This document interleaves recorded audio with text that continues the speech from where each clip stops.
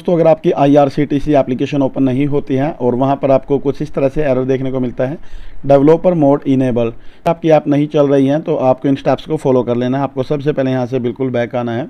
आपको फ़ोन की सेटिंग को ढूंढना है और इस पर आपको क्लिक कर देना है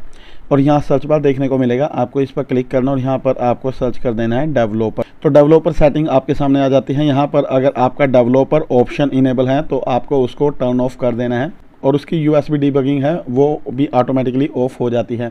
अब आपको एक बार फ़ोन को रीस्टार्ट कर देना है और IRCTC रेल कनेक्ट एप्लीकेशन को दोबारा से ओपन करके चेक करना है। अगर फिर भी प्रॉब्लम सेम बनी हुई है तो अब आपको एक बार प्ले स्टोर में आना है और यहाँ पर आपको सर्च बार पर क्लिक करना है और IRCTC यहाँ पर सर्च कर देना है और इस एप्लीकेशन पर अगर आपको अपडेट देखने को मिलती है तो आपको इसको अपडेट कर लेना है। फिर आपको यहाँ से बैक आ जाना है और जो आपकी ये एप्लीकेशन है आपको इस पर लॉन्ग प्रेस करके रखना है, बटन पर क्लिक करना है और आपको स्टोरेज एंड कैच में आना है और यहाँ से क्लियर कैच कर देना है